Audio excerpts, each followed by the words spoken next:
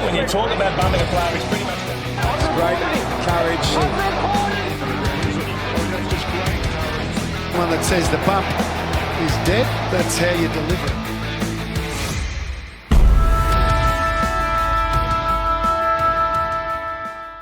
What is going on, YouTube universe? My name is Trent. Some of you guys out there might know me as Zirra from the other content I create. And welcome to my AFL channel, The Hip and Shoulder, where today we're going to lock in our tips ahead of round one. The official opening round, if you ask my opinion, considering every team is going to be playing. Before we move on to this week's tips though, it's important to reflect on the tips that went down in the previous round. And pretty straightforward. There was only 4 games and I tipped one of the 4 correct. I did absolutely terrible, but when having a look at the results from the footy competition league that I'm running, there were 4 players or coaches or people, however you want to look at it, that tipped 3 out of 4, which was the highest amount of correctly tipped within that particular round for my comp.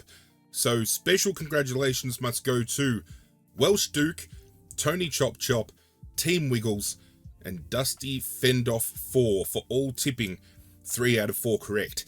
Now, if you guys want to get involved with my tipping competition, it is absolutely free of charge. Jump on in, have some fun with us. Link will be in the description of this video, as well as posted in the comments down below. With that out of the way, we can now turn our attention to round 1, which, as I said, a lot of people are regarding as the true opening round because only 8 teams played last week. Will those 8 teams have an advantage over other teams that didn't play? You know, getting that extra game in early, is that going to give them a leg up or is it going to be detrimental? Who knows? But it's kicking off tomorrow night, as we have come to expect over recent years, with Carlton hosting Richmond at the MCG. Had Richmond have played better against Gold Coast, I would have gone in with a little bit more confidence that Richmond can cause a bit of a shake-up here. Dustin Martin coming back in, Toby Nankervis coming back in, Tom Lynch coming back in. It's going to be a good test for Richmond. And as a Richmond supporter, I'm really keen to see how we can go when at full tilt with the best team available for us being available, finally. That being said, I think Carlton is going to win this game. It's too hard to deny their comeback against Brisbane. I think even with a Wiedering missing, with a Sam Doherty missing, with a Walsh missing, Richmond were just so far behind the pace last week against the Gold Coast that I feel Carlton are going to get the early jump and they're going to be chasing their tails for the rest of the game. However, that being said, Richmond could do a very Richmond thing in the fact that they could have beaten the Gold Coast, but didn't. And they're expected to lose against Carlton, but could rise to the occasion. Because how many times in the past have we seen Richmond cause an upset where they lose the winnable, but win the unwinnable? I don't think that's going to be the case here. I think Carlton are going to win this one quite comfortably and start their year off 2-0. And I think they're going to do it by at least 22 points. Breaks my heart as a Richmond supporter.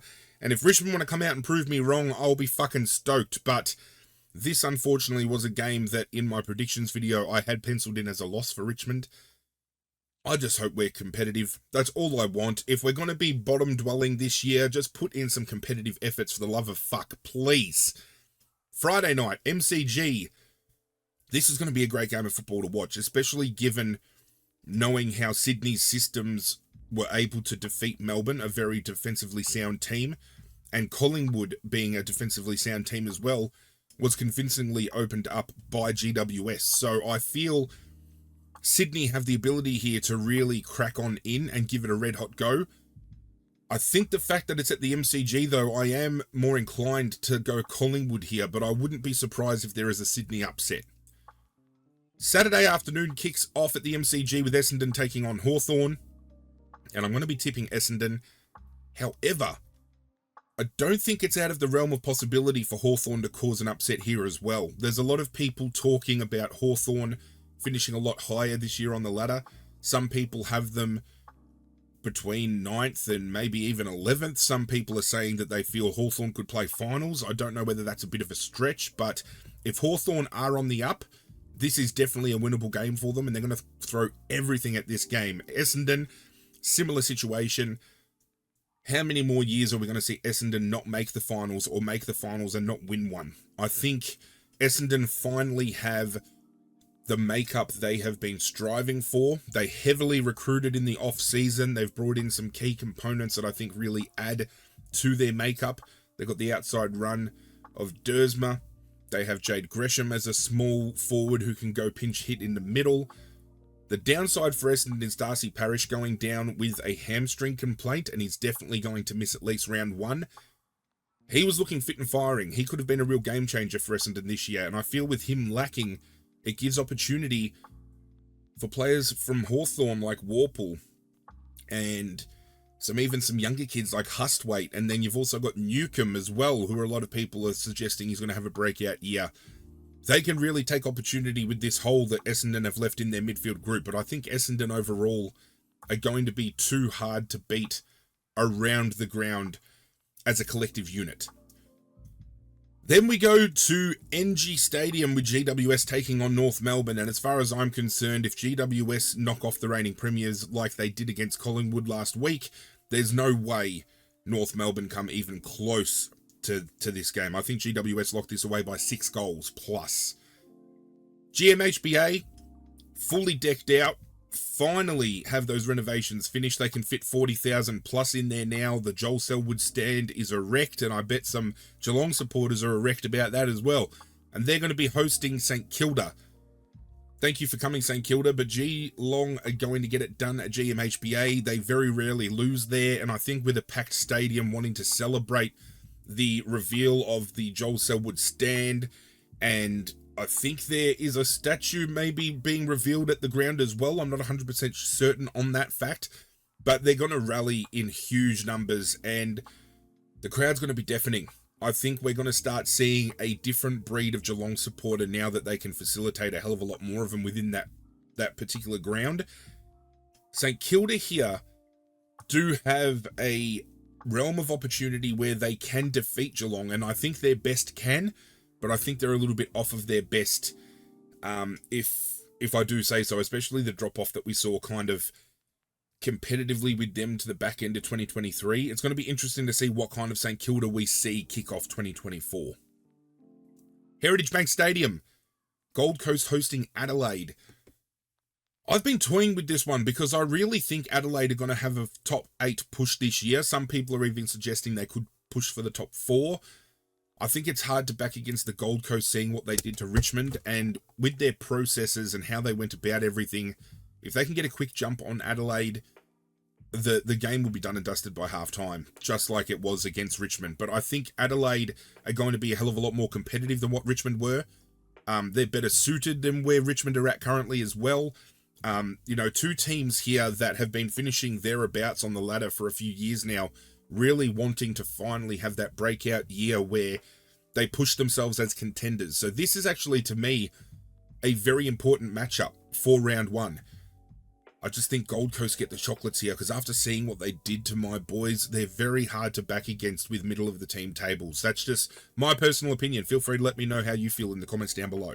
Sunday sees 3 games go down, the first of which is at the MCG with Melbourne taking on the Bulldogs. I'm quite inclined to go the Bulldogs here because they're fresh-faced. Melbourne coming off of a loss on the road against Sydney, a little bit exposed by that loss. Tim English here now has opportunity to do what Grundy did, get in and under against Gawn, really expose him. And I feel if you take Grundy out of this game, players like Bontempelli, Liberatore, Jackson McRae, they really have the opportunity to get off the chain in a big way. This is really, even though Tipster's choice are heavily going Melbourne's way, I'm really tempted to go the Dogs. And I'm going to do it. I'm going to go the Dogs. I'm going to go for an upset. I think just seeing how Melbourne fell short of the mark last week, I think the Bulldogs really have opportunity, especially if they can connect efficiently, are going to really rip Melbourne apart. Adelaide Oval, Port Adelaide West Coast. Well, this is a one-sided battle all the way. I don't think we need to argue this point at all. Port Adelaide at home, very hard to defeat. They're going to want to turn their fortunes around. I know they still have some injuries. There's still maybe a little bit of doubt looming over Zach Butters being 100% fit, but he's still going to be named to play, I think. Perfect training drill for them. This is going to be like a practice match. This is just, they're able to set up their systems against a team that has a lot of young players coming through. They're not going to be as competitive as other teams. it's going to be a rough year for West Coast again, unfortunately, as much as that might pain some West Coast supporters to hear. But let's face facts. Port Adelaide is a premiership contender. West Coast, I don't think, at least for the foreseeable future, aren't going to get out of that bottom 2-3 teams. And it finishes at Optus Stadium this weekend with Fremantle hosting Brisbane. Brisbane historically don't travel all too well, but I think they get the job done quite convincingly here against Fremantle. I'm interested to see how Fremantle operate with no Sean Darcy. Luke Jackson obviously might be their number one ruck, but I've been hearing whispers that they could be bringing young Reedy into the team. And speaking of young, Hayden Young, that is going to be moving out of the defensive 50 and playing as an on-baller, which I think is very interesting and intriguing a move because his ball use is so exquisite. And Nat Fyfe going back to full-time midfield minutes is also very exciting. This could be a year that, again, Fremantle turn from that team that's kind of thereabouts. Could they be a top 8 contender? Who knows? But I think Brisbane, after being pantsed by Carlton last week, going to have a chip on their shoulder, and unfortunately, Fremantle is the team that they run into following that, and they're going to be pantsed a little bit. I think Brisbane are actually going to win this one quite convincingly. So, just to recap, we're going with Carlton, Collingwood, Essendon, GWS, Geelong, Gold Coast, the Bulldogs, Port Adelaide, and Brisbane. As I said at the top of this video, if you guys do want to get involved with the footy tipping competition we are doing here on the Hip and Shoulder, feel free to check out those links that are down below in the description, as well as down in the comments. As I said, doesn't cost you a cent to join. The banter between all the people that get involved every year is absolutely great. I love putting out these videos and interacting with every one of you, so do get on board. I would appreciate it if you did. I would also appreciate it if you left a like on this video, because it does go a long way to supporting what I am trying to do here. And hit that subscribe button as well. Get on board the Hip and Shoulder. Let's build a strong, cohesive, community here that has a strong passion for AFL, whether you are an AFL supporter, whether you're a neutral that just loves watching every game, whether you've got a specific team you barrack for, if you hate certain teams, whatever the case may be, if you have a love for the game that I loved, get on board. Let's make it happen. But that's it from me, guys. I'm out of here. Good luck to your teams this weekend, and as always, I will catch you guys next time.